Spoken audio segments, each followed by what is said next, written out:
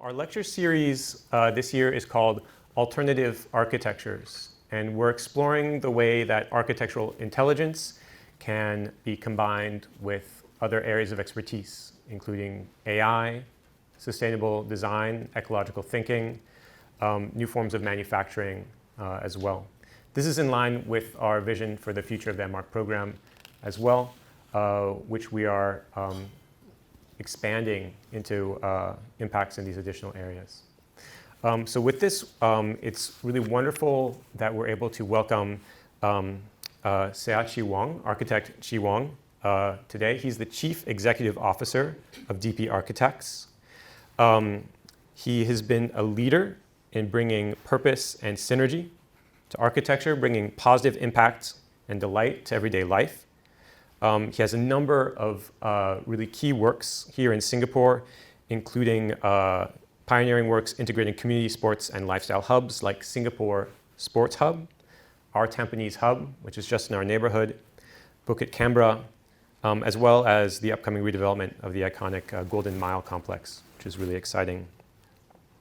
As the CEO of DP Architects, Chee Huang drives efforts to achieve design innovation for better than sustainable outcomes. He also champions social impact through design initiatives, including, for example, a prototype bus stop that reimagined a ubiquitous transit amenity as a meaningful social node, Goodlife Makan, an inclusive senior activity center, which won the President's Design Award. And as a past president of Singapore Institute of Architects, he advocates for the architectural profession, participates actively in larger discussions about the transformation of the built environment, and contributes to journals, forums, numerous design advisory panels, and committees from many agencies and institutions here in Singapore and internationally as well. So we're very excited to welcome you to the stage. Could you please join me in a round of applause for architect SEAH Chee Huang.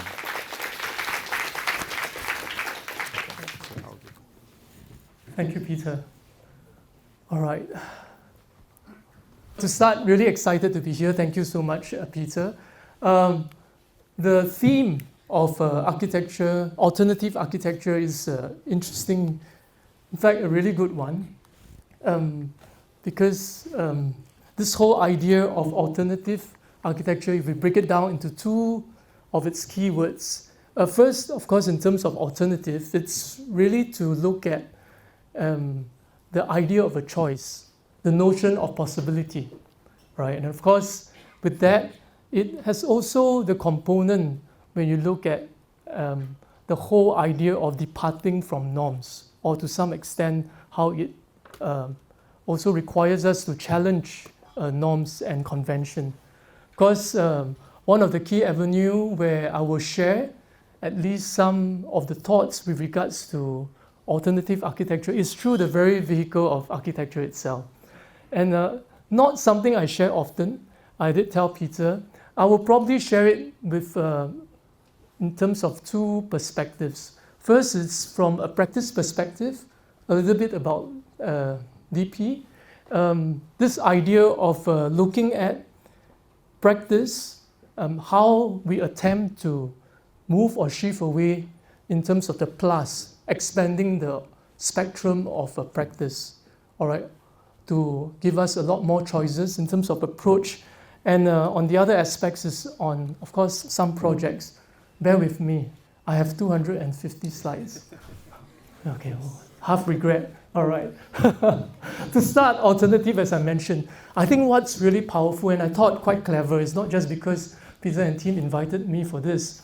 Actually, the term alternative already suggests the kind of an objective of inquiry. Because when you ask an alternative, that's itself, it's about looking at possibility and choice. And of course, some ask, before I go to the what's and how do we do it, why are we even entertaining this idea of an alternative? In fact, the question itself is rhetorical. I think we all can acknowledge there is a better way we can live together in this world. UN did a survey looking at the future scenario of 2030 with 15,000 respondents. I think most of them were under 35, group that's relatively young. These were the three key, I would say, points of anxiety, as well as what they see risks associated to the future, with the future. So it's climate top on the list, violence, conflict, discrimination, and inequality. Also, this visual sums it up to some extent. Besides what we are experiencing daily, I think these are the extreme, some of the parts of the world. One of them could be under the torment of a major flooding, while the other part of the world is suffering from wildfires, right? And we do know the impact in terms of this further degradation of the environment in relation to the loss of biodiversity. This was from the UNCC compilation, just to give the magnitude of this idea of climate change in degree to how it's going to affect the larger notion of life. When we really reach by 3 degrees, even 2, we are talking about 99%. I have no idea what's that 1% that's that resilient, all right? But it's not the most kind of scene that we're looking forward to. Of course, next, quite equally concerning is about escalating violence and conflict. We are familiar with what's happening in terms of the Middle East and Gaza, extending to Lebanon, Ukraine war that's still ongoing. Some may be aware of the also ongoing civil war. But what is actually shocking in terms of Global Peace Index is actually currently there are more than, or including these 3 conflicts, 110 ongoing conflicts in the world at the same time. Right, as of, I would say, probably end of last year, we are talking about 160,000 deaths from this conflict. Right, the notion of peace is so fragile and so remote.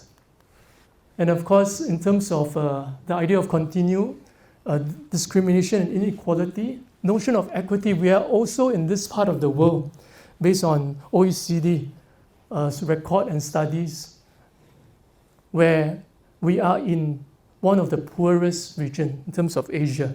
So 800 million people are making about $1.25 a day. There are 2 billion that are making $2 a day. That's even less than what most of us spend on a drink sometimes. All right, just bear some of these things in mind. And one key part about lessons is on what we have learned from the pandemic. I think, of course, it flipped our world upside down, but key reminder is about how interconnected we are, from healthcare system, supply chain. We look at economics or economies. And of course, the reminder here actually in the last slide was about the space that we are sharing with other walks of life, literally. But key point here was actually based on behavior. During the lockdown 2020, because of all the restriction, there was a clear decline in terms of emission. Unfortunately, so it was about 4.6%. The year after, it went up to more than 6%. And in fact, our emission outdo that in terms of output pre-COVID, all right? So, and this is also something quite interesting in terms of Earth Overshoot Day. We continue to exhaust the kind of resources that the Earth is providing. Fortunately, this is a chart that I think in the context of Singapore, we don't want to be too high up, right? But it is a stark reminder. And this 3-degree world is not as remote and unimaginable as what we are thinking. The risk now is there's a 14% chance only if we take action for us to hit the 1.5 degrees target in terms of the 2015 Paris Agreement. And unfortunately, in the context of what we are sharing today, we are complicit as part of the built environment community. Needless to say, in talking about building, that's the kind of emission. But the other 2 charts is talking about us as part of the larger urban population. In terms of city, the land mass versus the kind of consumption of energy as well as the emission is highly and heavily disproportionate. So is there a better way for us to do what we are doing? Because this is an architectural crowd, I thought it's also equally important to share something closer to the heart. A bit more topical, all right? Yeah, because globally we are short of talent. And this 7%, for the friends who are not so familiar, is still ringing the mind. Of course, things are being done, improving. I see the smile.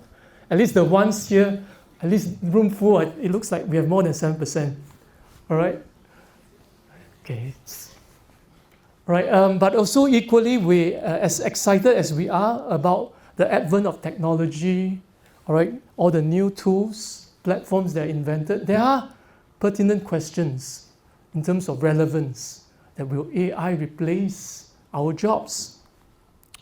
But what is, I would say, also quite comforting to some extent, that in the context of Singapore, in fact, these were already questions that were asked, in fact, documented in this report towards the end of 2016. In this team that was formulated multi-ministerial at that point of time, led by DPM Heng Swee Keat, on the economy of future, or rather on this committee for future economy. And in that report, it listed and charted key strategies. Of course, one, many of you may have heard this idea of an ITM, Industry Transformation Map, to look at how we need to shift the model of practice, the model of our industry, towards some of these big change and trends that are already happening. So earlier, of course, as one of the subset of the BE sector, there was one for construction industry.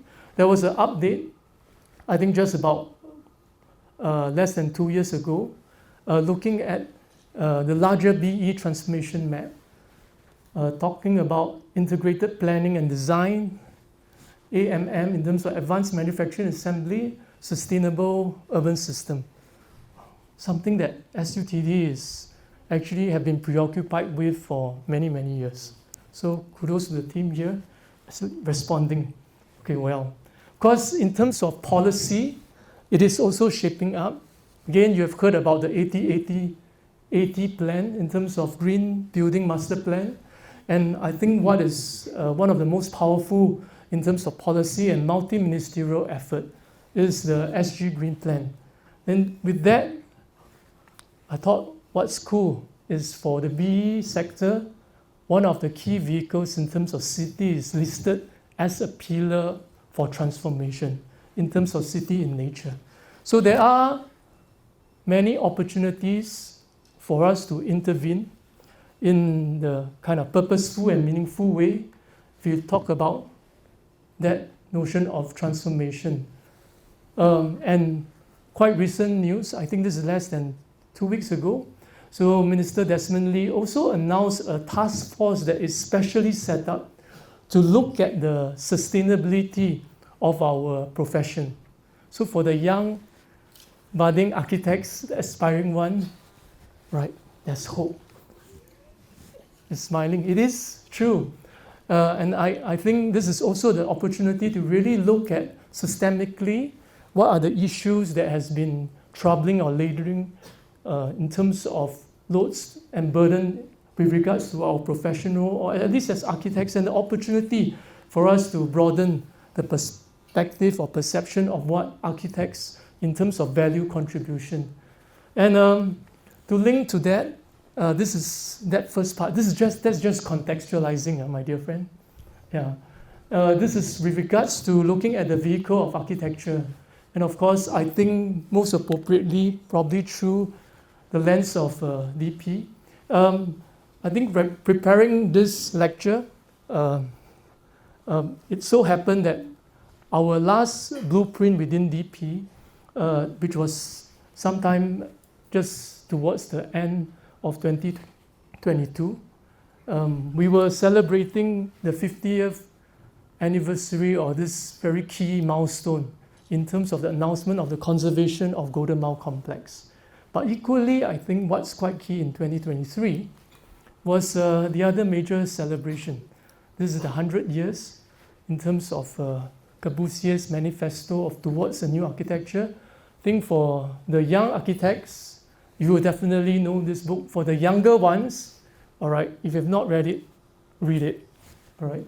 I think key aspects, whether we like it or not, or hate what Corbusier was advocating, in one way or another, this current notion of modern architecture is probably most influenced by Corbusier.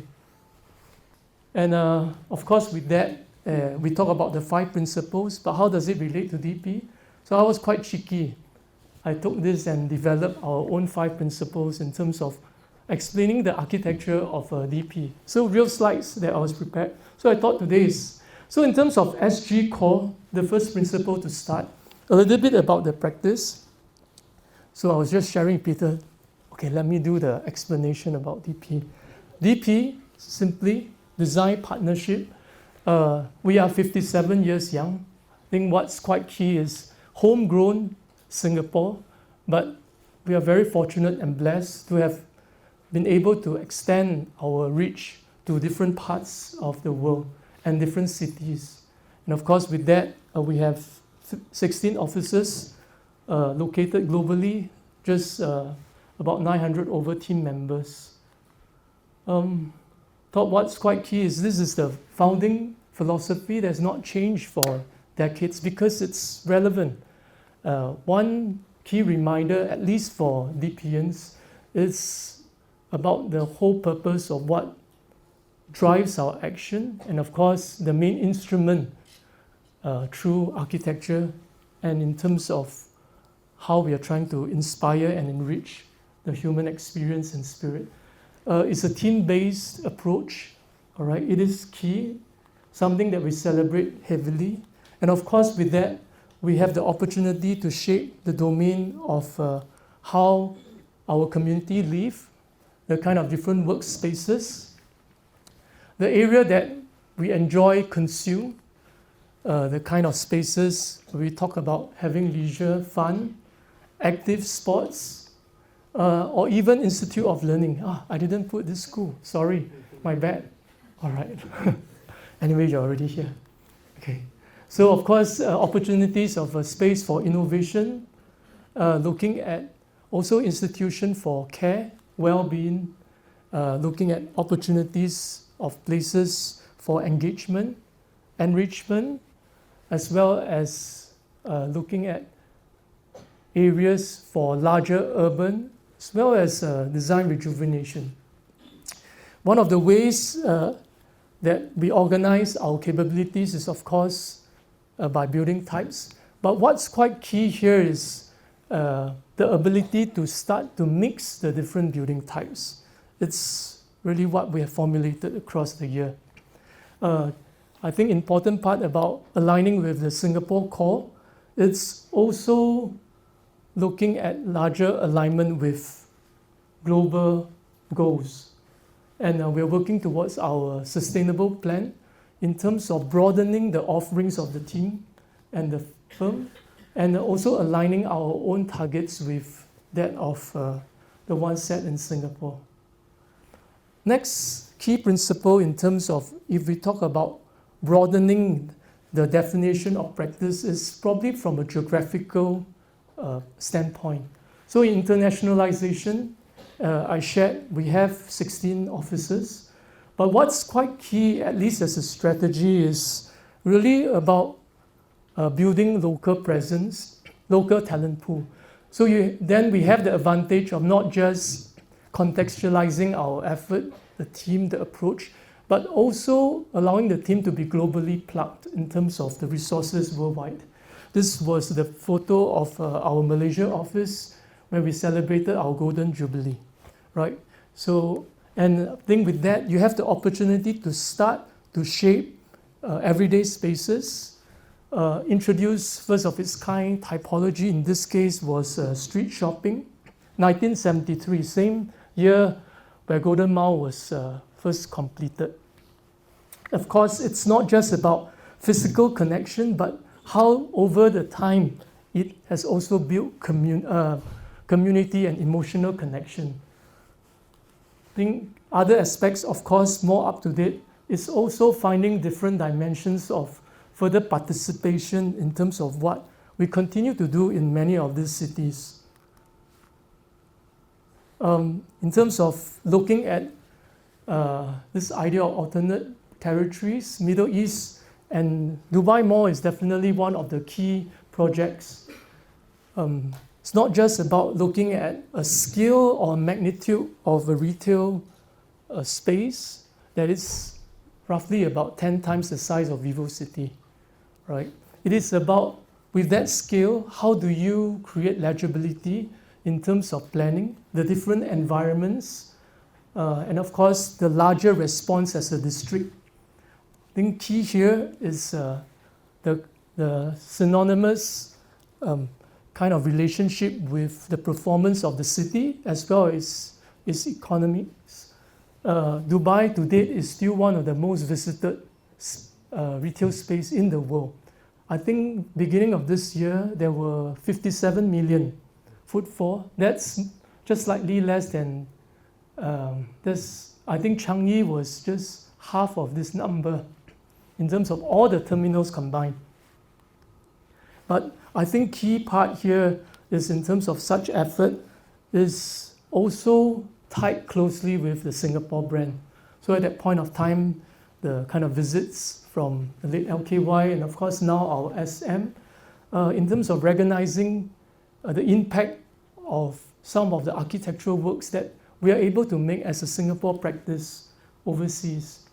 In other parts of the world, in Asia, this is in Jakarta. So we work on top of Jakarta, 22 other cities. But this is the space that we are contributing.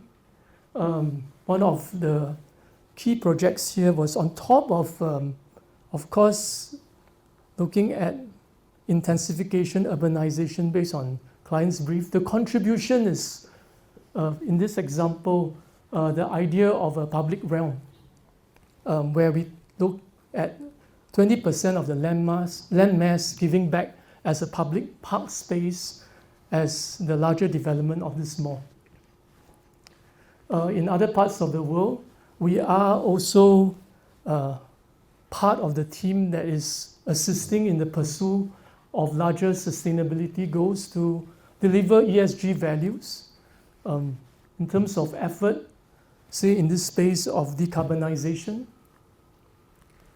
and extending wider kind of spans of influence. This is UNESCO site, all right, to look at sensitive development that works with some of the highest stringent standards of sustainability.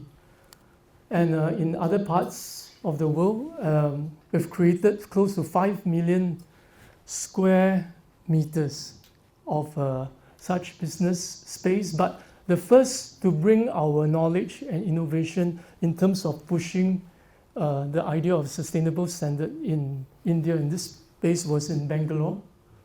And of course in China recently, I think if you've read the news and even past years, I think we are also proud and humbled by the opportunity to be part of this larger collaboration between countries and governments. I think this is also leveraging on our offering and Singapore's offering from the sustainable experiences. Because with that, the idea of expanding, again, just on this note of the realms of practice, it's on multidisciplinary, but looking towards integration. Because yes, requires us to look at project in a different light. So in this case, this is one of the projects that we brought together our envelope design team together with our sustainable design team. It's a green camp, so-called school. The name is there. I shan't talk much. But key part in relation to this was the different studies and analysis that goes behind the design of the building.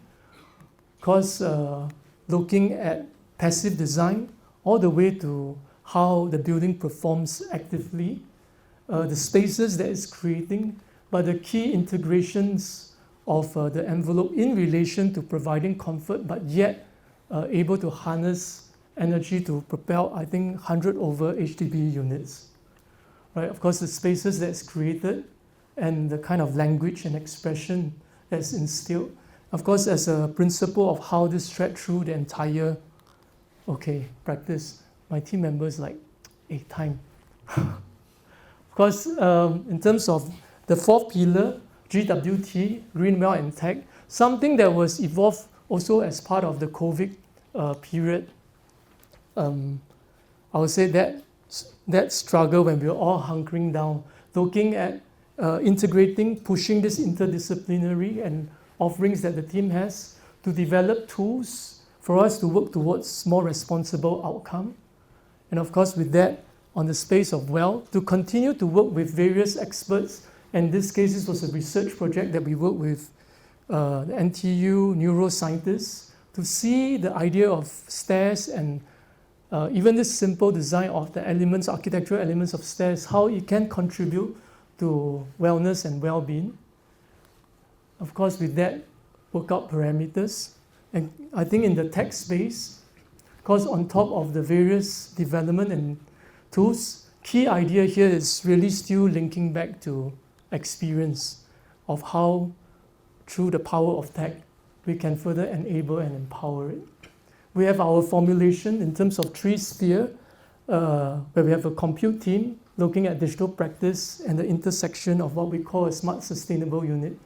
Happy that we just recently, in fact last week, part of the Trailblazer team that got an award in terms of transformation. So wow, this is first we are sharing, at least in the platform. Okay, maybe for the SUTD, the AI professors, they think that this is elementary, all right? But we thought pain points. What's interesting is we are familiar, there's all the availability of LLM. The question is, what if we can teach AI to understand space?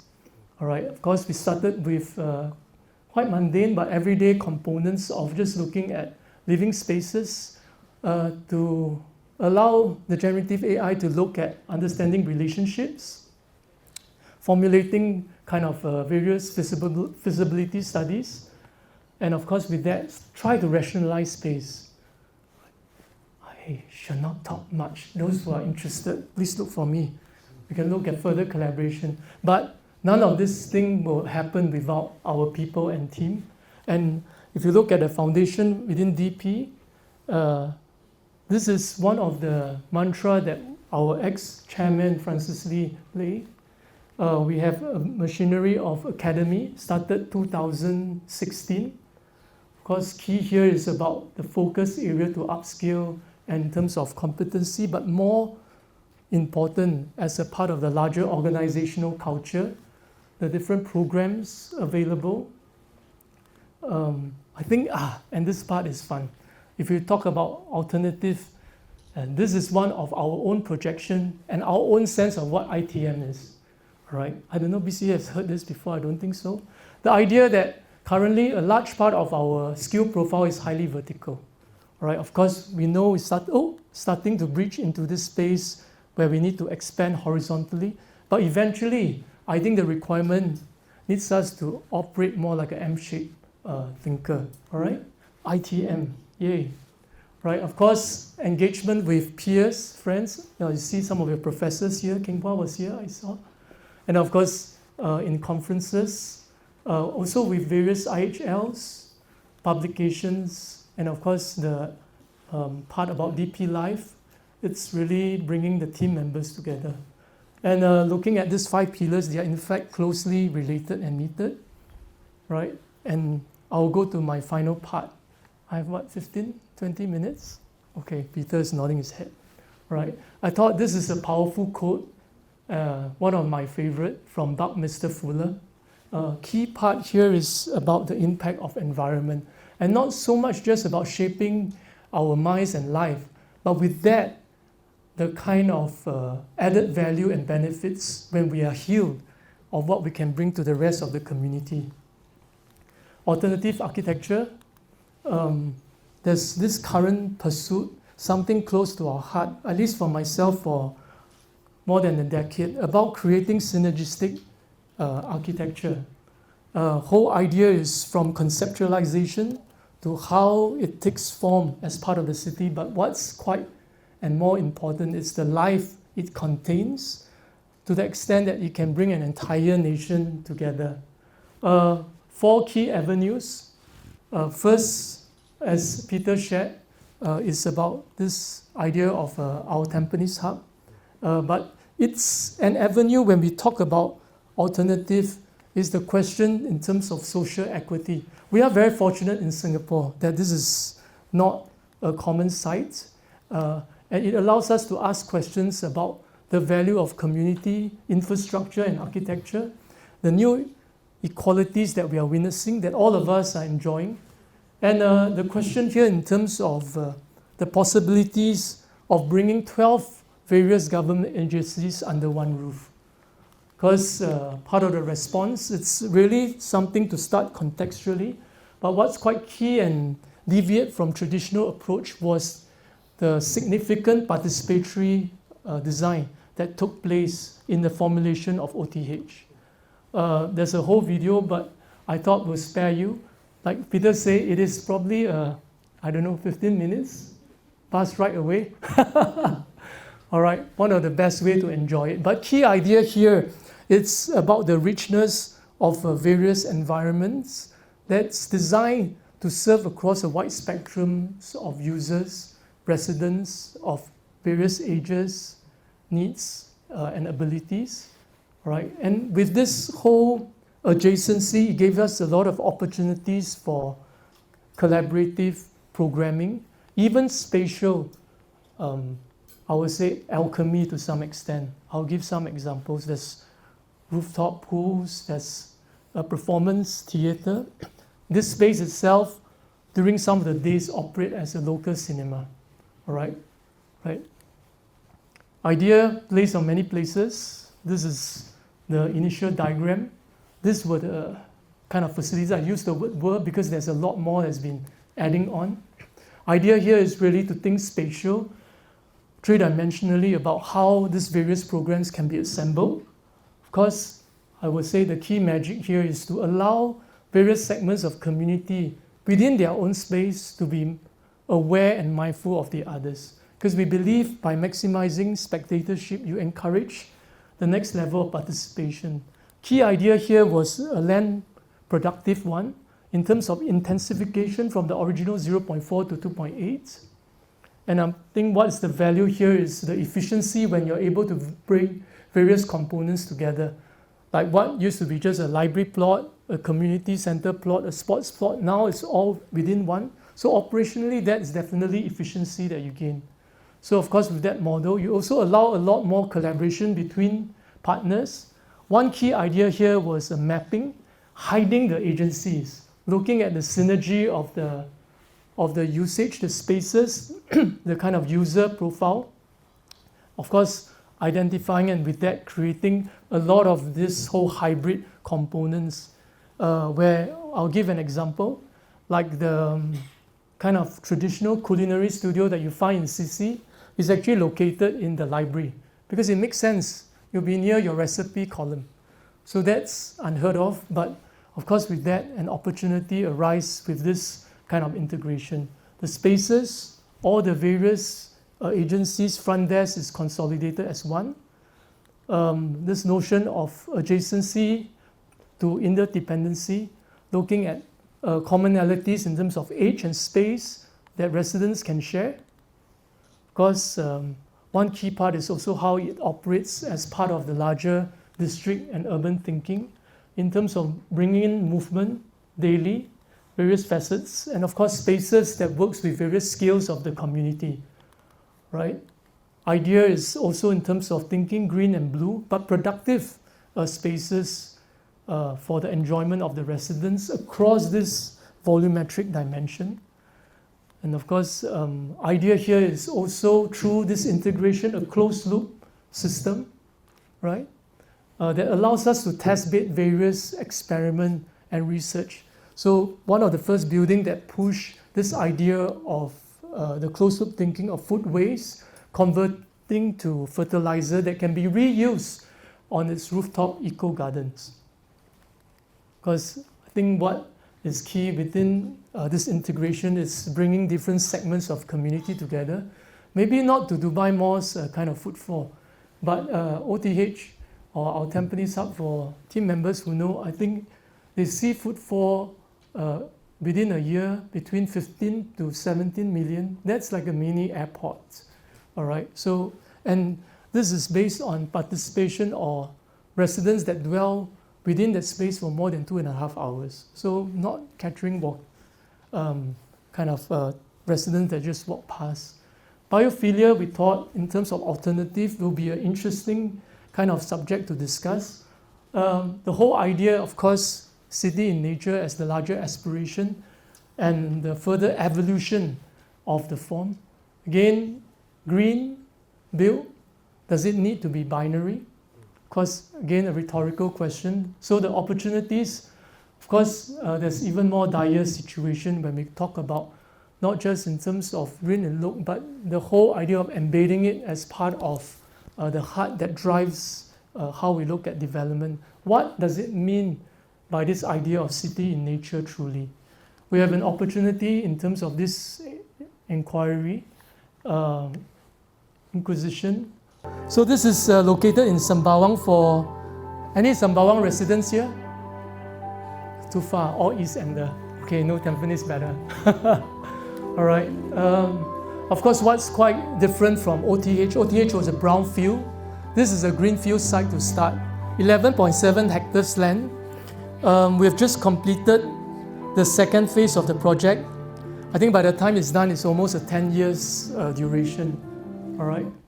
So what's quite key here is really looking at a kind of response, even I would say the kind of urbanism that works with available infrastructure and ecosystem, rather than this whole traditional approach of imposing the build. Start thinking about the infill and the green spaces, right? Because there's an opportunity in terms of larger macro relationship of how it reach ecological network. The site, equally a multi-agency participation. In this case, there's 7 of them, of course, with active involvement of the grassroots. The programs organized in 4 key areas: green, water, health, and food. The site, because with that, the clustering here takes on a different form, somewhat more of an organized sprawl, but devoid of the kind of silo institution of agency of what we see works with the context and the nature of gathering and interactions of the residents. Because network-wise, how it works with nodes and various networks to look at routes that's universal but also highly experiential. Aspiration here is really about how this notion of biophilia can take on a dimension where nature and man can coexist within a space. Same approach, mapped, idea, look at commonalities, things that could potentially be shared. Also in terms of mapping, the kind of dependency we hope to build through the relationship that we can establish. An example, looking at the spaces that various agency, if we put the agency lens that share within that so-called area, but more key, I think for us, it's really the synergy that it makes, or rather the sense it makes for the residents. Here again, the space within a shared area, in terms of nutrition studio, active health lab near the hawker center and polyclinic. Spatial and geometry kind of structure and approach inspired by nature, of course, the very site that we are in. So bravely, we took on a hexagonal structure. Because I think what's quite cool is the kind of outlook that it took on. And I think what's also interesting about such geometric relationship, instead of a two-way in terms of this current setup, it offers a lot more way we look at interactivity and a way we interact within the space. Because structure-wise, equally the idea of how it performs active and passive mode, the integration of green. One key part here is the kind of rewilding. There were trees that we worked very closely with M.Arch, national parks, to identify what are the trees to retain and to be felled. But with that, we brought back almost 200 more percent in terms of greenery. So with the idea of intensification, here you also up the level of green density. Because part of the strategy sectionally is how does it work with different zones and habitat, how the building infrastructure now also becomes part of that connective tissue. This is the space in terms of where the polyclinic is, but you look at how, again, this idea of programs works closely with nature and green. The form that it's taking, movement, and of course, on top of green, a strong and robust blue network. Idea is not just the program kind of idea of pool, a whole host of water-sensitive urban design embedded within the building infrastructure, right? And in techniques, we've also experimented on MET. It can work, all right? Don't believe, I'll say, yeah, don't be too dismissive about such approach. So the idea, of course, as Peter touched on, also the opportunities to look at various mode of fabrication and construction, right? Because last phase is the national monument that's located on the hilltop, 1939. Is Kang Shua here? Was our conservation expert. See, wow, we have so much things that we're doing with SUTD professor. Yeah. All right, I think what's really exciting is, of course, the kind of setting and then the extended offerings in phase 3. There's a lot of documentations of various heritage and historical component. The last part here is actually a pool based on record built by the prisoners of war during the Japanese occupation. So how that's converted to a contemplative landscape area. Farming, therapeutic gardens, and then the logs that I fell for jungle gym. I touched on this earlier, butterfly park. And of course, again, consistent, the participatory design, a lot of active participation. Oh no, the sound will be, we have an ambassador. He does a much, much better work than me, all right, in terms of promoting this space. And then I think this is the interesting part, when you get the residents excited, the kind of conversation, and an alternative way of how you discuss and describe architecture, all right? So of course, I mentioned phase 1 and 2 is already open. We can see, and I think what's heartening is the enjoyment by the residents, and looking forward to how phase 3 can complete the entire picture. Empowerment, while we talk about large project, I think it's equally important that especially this notion of this word, when we design for communities. Sometimes the word is so big that we develop kind of blind spots of what do you mean by community. And there's a segment of community that unfortunately may be disadvantaged because of the lack of resources. And in this case, very closely related with our silvering generation about stay-alone seniors. And the idea of architecture also allows us an opportunity to question current services and model social support. Instead of bringing food to their unit, which creates further isolation, can our space, maybe with this kind of common area like a void deck, change the behavior? Again, clip-wise, I'll probably run through fairly quickly, but what's fun is this is one of the first experiment that we have with our client Montfort Care. Idea is to convert the entire void deck to a community kitchen. So notion here is not just the whole act of cooking, but daily these seniors come together and prepare food, not just for themselves, but for one another. And in that sense, through the agency of food, you reach out to not only engage the residents, but through the role that you instill, you empower them to be active participants of our community. So design can have that impact, all right?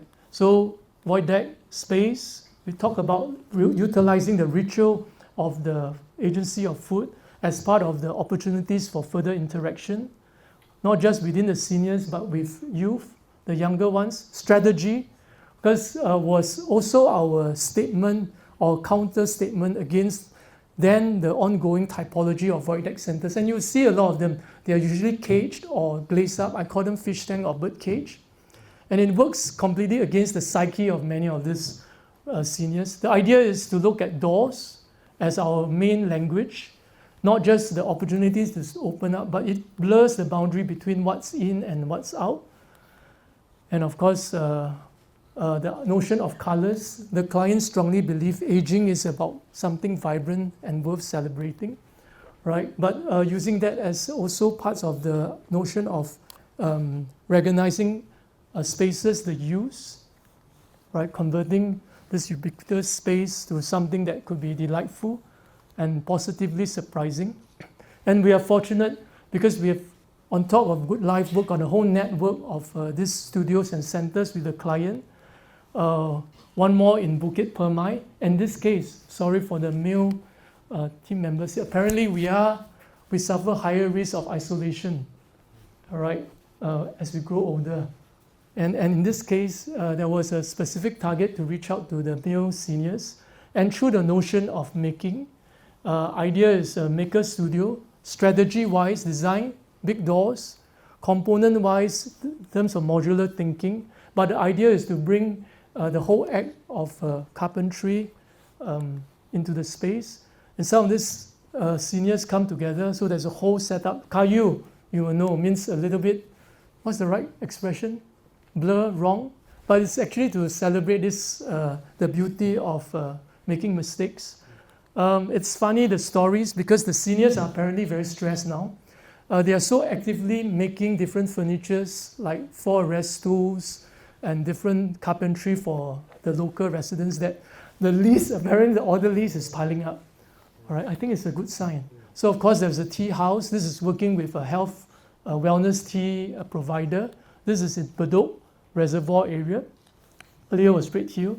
All right, and again, through the agency of this idea of tea, you create opportunities for not just coming together to consume, the whole host of programs of how they contort various tea, the whole idea of crafts in terms of like cup making. But main idea is engage. But with that, they start to teach each other. That's the empowering part that what works can do, right? Last but not least, I promise, Peter, I'm going to touch on this. Preview.